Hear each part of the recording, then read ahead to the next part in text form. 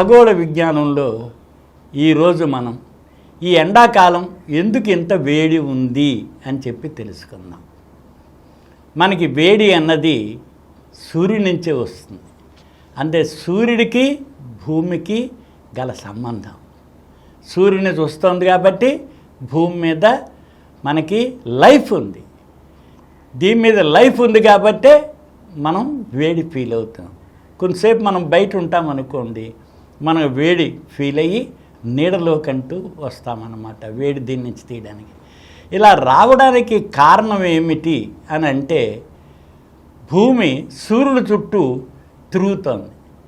360 డిగ్రీలకి 365 రోజులు పడుతుంది. ఎందుకని? దీర్ఘవృత్తాకారంగా ఉంది. ఈ దీర్ఘవృత్తాకారంగా తిరుగుతున్నప్పుడు భూమి 23.5 డిగ్రీలు వంగి ఉండబట్టి కొంతకాలం ఉత్తర ధ్రువ ప్రాంతం, భూమధ్య రేఖ నుంచి ఉత్తర ధ్రువ ప్రాంతం సూర్యుడి వైపు వంగి ఉంటుంది. మరి కొంతకాలం దక్షిణ ధ్రువ ప్రాంతం సూర్యుడి వైపు వంగి ఉంటుంది.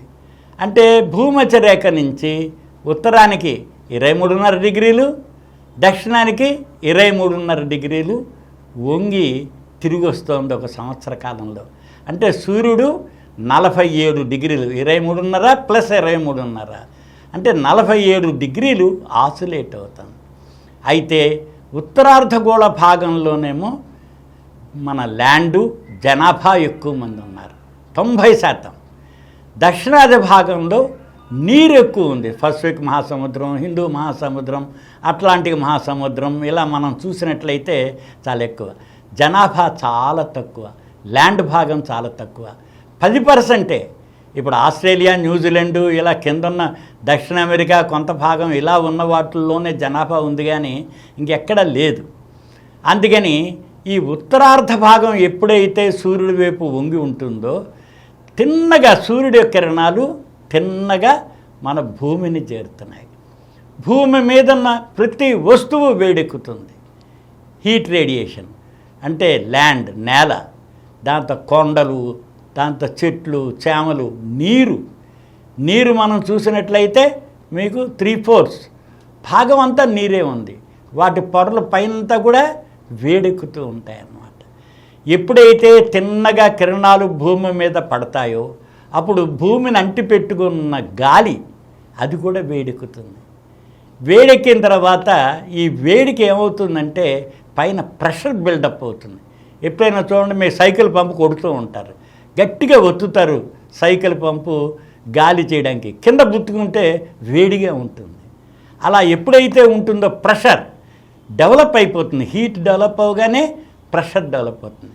ఈ ప్రెషరు పై భాగంలో ఒక డోమ్ లాగా తయారవుతుంది, హీట్ డోమ్. మనం ఎలా అయితే గొడుగులాగా వేసుకుంటామో ఒక రూఫ్ లాగా ఉండి హీట్ డోమ్ అంతా దాన్ని ఆక్యుపై చేస్తుంది. ఎప్పుడైతే ఉంటో కింద వేడి, గాలి పైకి వెళ్ళడానికి వీలు ఉండదు. అందుకని మేఘాలు కూడా తప్పుకుంటాయి హీట్ వలన. ఎక్కువ భాగం నీటి బిందువులే, గాల్లో ఉన్న దుమ్ము ధూళి అంతా కలిపితేనే మేఘాలు, అవి కూడా తప్పుకుంటాయి అన్నమాట. విదరవే అంటారు. ఎండ బాగా ఉంటే మేఘాలు కూడా పక్కకి వెళ్ళిపోతాయి. ఎయిర్ ప్రెషర్ మూమెంట్ ఉంటుంది. అందుకని మూమెంట్ పక్క వెళ్ళిపోయేసరికల్లా సూర్యకిరణాలు తిన్నగా మనకి భూమిని తాకుతాయి. అంతేకాకుండా ఈ ఎండాకాలం ఏమవుతుందంటే డే టైం ఎక్కువ. సుమారుగా చాలా చోట్ల మనం చూస్తే గంటన్నర ఎక్కువ ఉంటుంది అన్నమాట. ముందే ఉదయించేస్తాడు సూర్యుడు, లేటుగా అస్తమిస్తూ ఉంటాడు. అందుకని ఒక గంటన్నర డిఫరెన్స్ ఉండేసరికల్లా హీట్ భాగం ఇంకా ఎక్కువ పడుతుంది. పడేసరికల్లా ఈ గాలి ఎక్కువ అవుతుంది. అందుకని ఈ హీట్ ఈ కాలంలో, ఎండాకాలంలో ఎక్కువగా ఉండడానికి కారణం అదొకటి. మరొకటి ఎల్నినో ఎఫెక్ట్ అంటారు. ఎల్నినో ఎఫెక్ట్ అంటే భూమధ్య రేఖలో మనకి 50% వాటర్ మనకి పసిఫిక్ మహాసముద్రంలో ఉంది.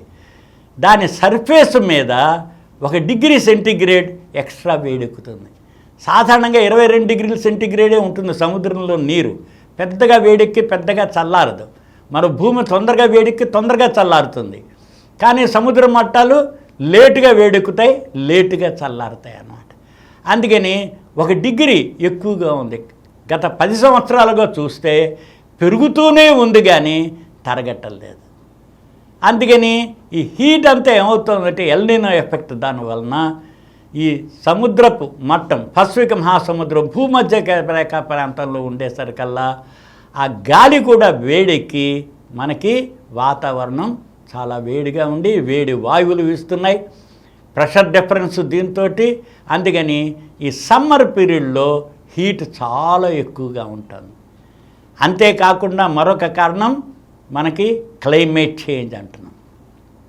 క్లైమేట్ చేంజ్ అనేది న్యాచురల్గా ఫామ్ అవుతుంది, అన్యాచురల్ అంటే మ్యాన్ మేడ్. మనిషి 1850 నుంచి మొట్టమొదటిసారి ఈ బొగ్గును బర్న్ చేసి మనం స్టీమ్ ఇంజిన్ రన్ చేసాం. ఇండస్ట్రియల్ రెవల్యూషన్ వచ్చింది. ఎప్పుడైతే స్టీమ్ ఇంజిన్ రన్ చేశారో యాంత్రిక యుగం ప్రారంభమైంది. దాంతో ఈ 150 సంవత్సరాలలో మనకి ఈ కార్బన్ డయాక్సైడ్ గాల్లో బాగా పెరిగిపోయింది.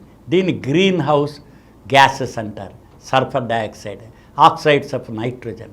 అంతేకాకుండా ఎప్పుడైతే ఇండస్ట్రియల్ రెవల్యూషన్ వచ్చిందో డీజిలు పెట్రోలు మనం కనుక్కున్నాం, వెలికి తీసాం. అవి ప్రతి వాళ్ళకి మోటార్ వెహికల్ ఉంది ఈరోజు. 2 వీలర్ అవనివ్వండి, దాని తర్వాత పెద్ద బుల్డోజర్ లాంటిదైనా అవనివ్వండి, కార్లు అవనివ్వండి, పెట్రోల్ డీజిల్ బర్న్ చేస్తున్నాం మనం. ఎంత చిన్నదైనా ఎంత పెద్దదైనా యంత్రాలు తిరుగుతున్నాయి, హీట్ పెరిగిపోతుంది. అందుకని హీట్ అంతా మనం వాతావరణంలోకి జనరేట్ చేస్తున్నాం. దీనివలన ఈ సమ్మర్లో మనకి హీట్ వేవ్స్ ఎక్కువగా వస్తున్నాయి, ఎక్కువ హీట్గా మనం ఫీల్ అవుతున్నాం. అందుకని దీనికి కారణం కూడా ఏంటంటే మనకి చెట్లు కొట్టేశాం. ప్రతి మనిషికి ఒకప్పుడు 420 చెట్లు, ఇప్పుడు మనకి 29 చెట్లు. ఎక్కడ 420, ఎక్కడ 29 చెట్లు. ఈ మధ్య చూసినట్లయితే ప్రపంచం మొత్తం మీద కూడా చూస్తే ఈ చెట్లు నాటడం కూడా తగ్గిపోయింది. అందుకని ప్రతి వాళ్ళు 10 చెట్లు నాటండి అంటున్నారు మనుగడ కోసం. ఎప్పుడైతే క్లైమేట్ చేంజ్ వచ్చేసిందో, హీట్ పెరుగుతుందో, ప్రాణులు అనేవి యావరేజ్ టెంపరేచర్ 37 డిగ్రీల సెంటీగ్రేడ్ దగ్గర బతుకుతాయి. మన శరీర ఉష్ణోగ్రత 37 డిగ్రీలు. మెటాబాలిక్ యాక్టివిటీ అంటే బీపీ, షుగర్ ఇవన్నీ మెయింటైన్ అవ్వాలి అని అంటే మనకి మన శరీరంలో రక్త ప్రసరణ జరగాలి అని అంటే అది సాధారణంగా 23 డిగ్రీల నుంచి 39 డిగ్రీల మధ్య జరుగుతుంది. -15 డిగ్రీల నుంచి +115 డిగ్రీల మధ్య అంటే 130 డిగ్రీల సెంటీగ్రేడ్ మధ్య మనుగడ సాగిస్తున్నాయి. బ్యాక్టీరియా కూడా 60-70 డిగ్రీల సెంటీగ్రేడ్ దగ్గరే చనిపోతాయి.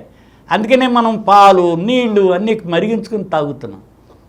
నీళ్లు మరిగించి ఎందుకు తాగమంటారు? బ్యాక్టీరియా చనిపోతుంది 60-70 డిగ్రీల సెంటీగ్రేడ్ దగ్గర. అందుకని ప్రాణులు బతకాలంటే ఇవి. అలాగే హీట్ వేవ్ వస్తేకల్లా హీట్ స్ట్రోక్కి కొంత ప్రాణులు మళ్ళీ నశించిపోవడం జరుగుతుంది. హ్యూమన్ కూడా లాస్ వస్తుంది, మనుషులు కూడా చనిపోతున్నారు హీట్ వేవ్స్ వలన. అందుకని ఈ ఎండాకాలం హీట్ నుంచి మనం ఉపశమనం పొందాలి అని అంటే ఒకటి ఏంటంటే చెట్లు విపరీతంగా పెంచుకోవాలి. హీట్ని అబ్జర్వ్ చేసుకునే రకంగా మనం నీటి వనరులను పెంచుకోవాలి. ఎక్కడికక్కడే ఇప్పుడు వర్షం ద్వారానే నీరు వస్తుంది, ఇంకో చోట రాదు. మన భూమి మీద నీరు లభ్యత కేవలం వర్షం ద్వారానే. ఆ వర్షం ద్వారా వచ్చిందే నదుల్లోనూ సరస్సుల్లోనూ కాలువల్లోనూ. అలాగే మనం ఇంకించుకుంటే భూమిలోకి స్వతహాగా ఇంకుతుంది, కానీ అది సరిపోదు దీనికి. అందుకని మనం ప్రతి ఇంటిలో ప్రతి అపార్ట్మెంట్లో వాటర్ పిట్స్ పెట్టమంటున్నారు. అలాగే ఓల్డ్ వెల్స్ కానీ ఏమైనా ఉంటే ట్యూబ్ వెల్స్ కానీ అందులోకి నీళ్ళు నింపేయమంటున్నారు. ఎందుకని నీరు రన్ డౌన్ అయిపోతుంది. ఒక్కసారి వర్షం పడితే సెలయేరులో వాటిలో చూస్తున్నారు, గంటన్నర అయ్యేసరికల్లా మొత్తం పడిన వర్షపు నీరంతా సముద్రంలోకి వెళ్ళిపోతుంది. అందుకని మనం విజ్ఞతతో మనుషులు మనం చెట్లు నాటడం, దాని తర్వాత హీట్ తగ్గించుకోవడానికి కావలసిన సరస్సులు పెంచడం. మనం చెరువులు చాలా మూసేస్తున్నాం.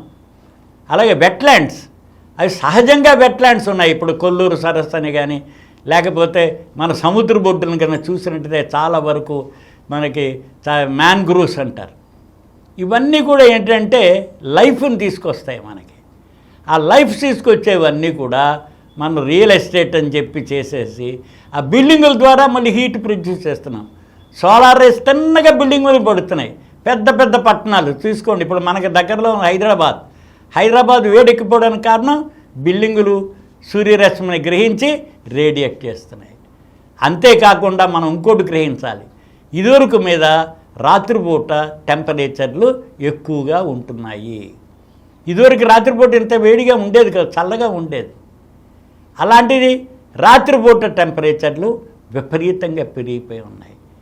ఈ అన్ని కారణాల రీత్యా చూసినట్లయితే ఈ సమ్మర్ మనకి వేడిగా ఉంటుంది. గత 10 సంవత్సరాల్లో 2023 హయ్యెస్ట్ టెంపరేచర్ రికార్డ్ చేసింది 1.1 డిగ్రీ సెంటీగ్రేడ్. అలాగే సముద్రాలు కూడా ఎక్కువ టెంపరేచర్ రిజిస్టర్ చేశాయి. మరి ఈ సంవత్సరం 24-25 కూడా దానికేం తీసిపోదు. ఇది కూడా వేడిని గత 10 సంవత్సరాల నుంచి మనం చూస్తూ ఉంటే వేడిని ఎలా రికార్డ్ చేస్తుందో అలాగే 2024లో కూడా టెంపరేచరు రైజ్ అయ్యే అవకాశం ఉంది.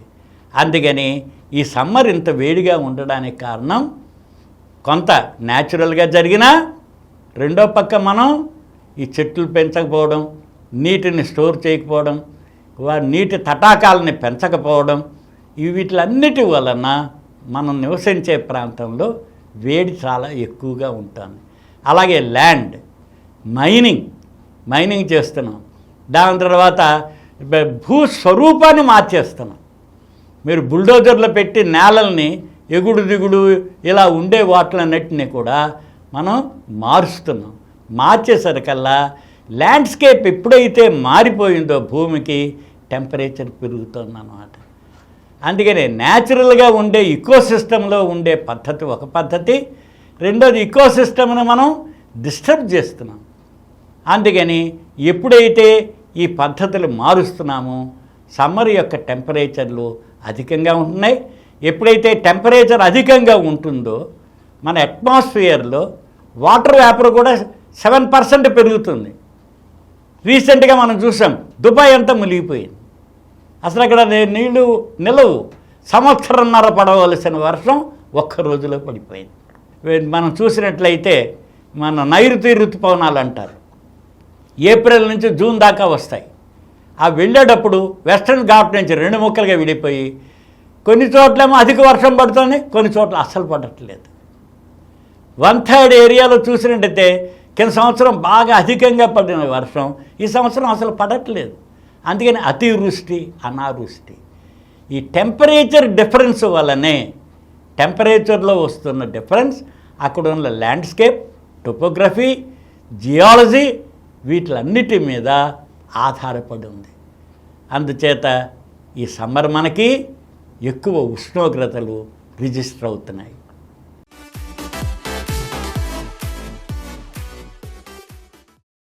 ఈ కార్యక్రమం మీకు ఎంతో నచ్చింది కదా?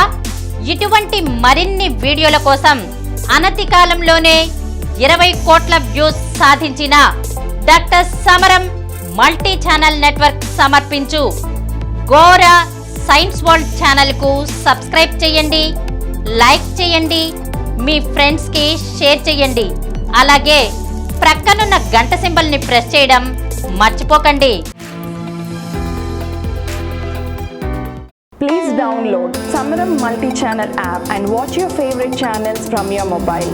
App available on Google Play Store and subscribe to the channels.